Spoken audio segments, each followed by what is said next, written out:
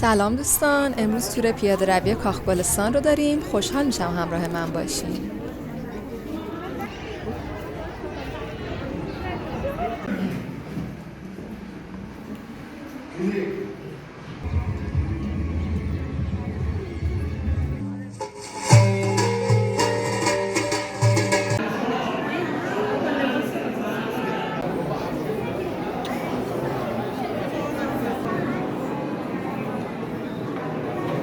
دو تا هم بگی مال من دیگه، یه نه مال من بگی.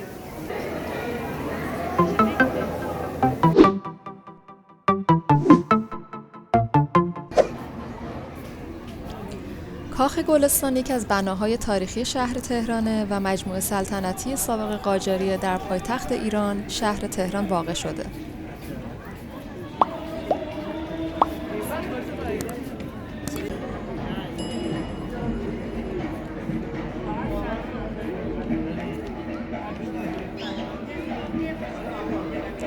این بنا شامل باغ‌ها، بناهای سلطنتی و مجموعه‌ای از صنایع دستی ایرانی و هدایای اروپایی قرن 18 و 19 همه.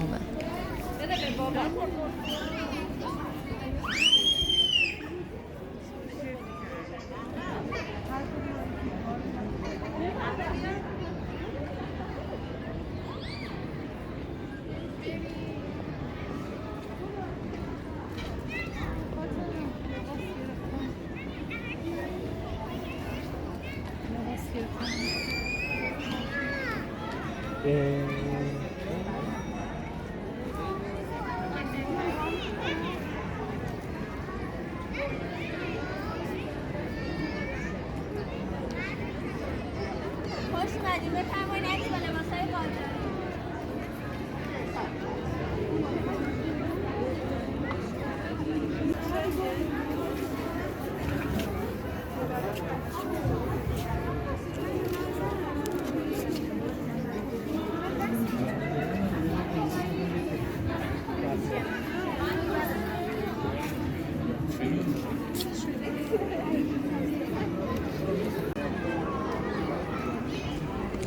مجموعه کاخ گلستان از 17 سازه شامل کاخ، موزه و تالار تشکیل شده.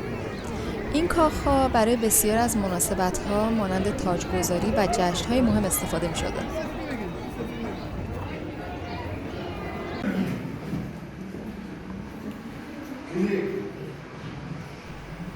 ارگ تهران در زمان سلطنت طهماسب اول از سلسله صفوی ساخته شد و بعداً کریم خان زند اون رو بازسازی کرد. آقا محمد خان از سلسله قاجار تهران رو به عنوان پایتخت انتخاب کرد و دربار و کاخ گلستان اقامتگاه رسمی قاجاریه شد و در سال 1865 توسط حاجی ابوالحسن معمار نوایی به این شکل بازسازی شد.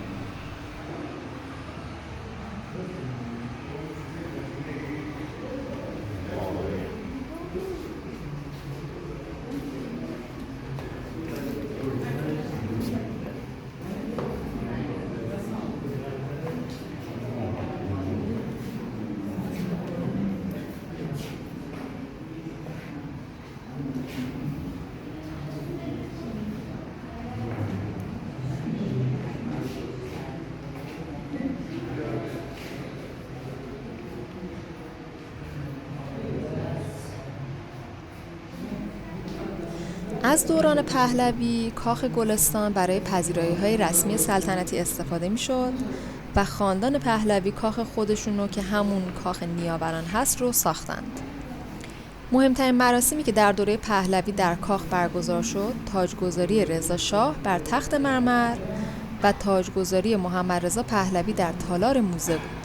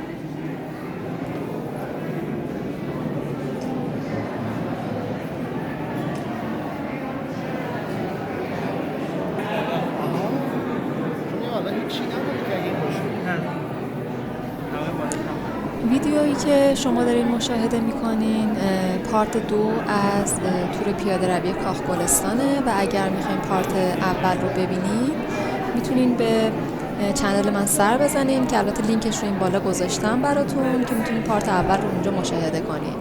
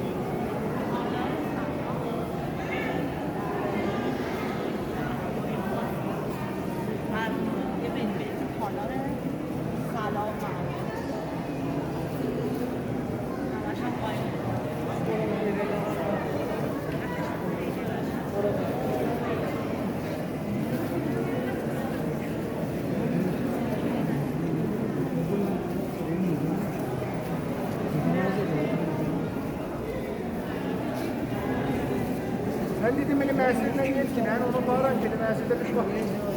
Bak.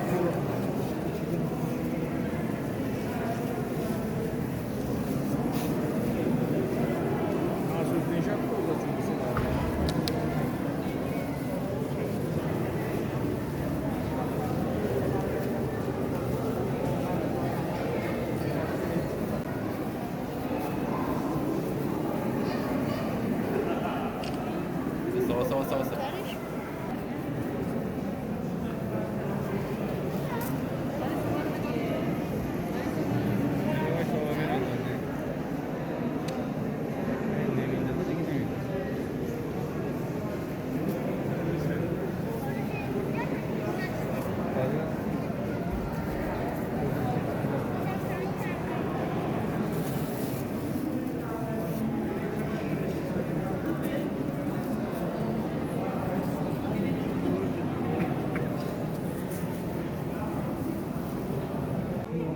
کولر هم داشتی یا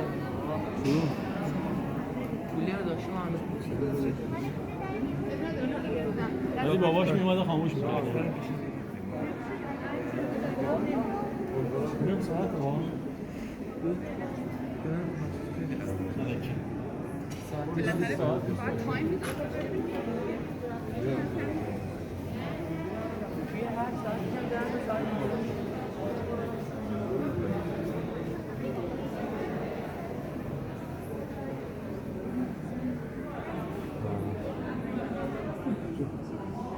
Yok.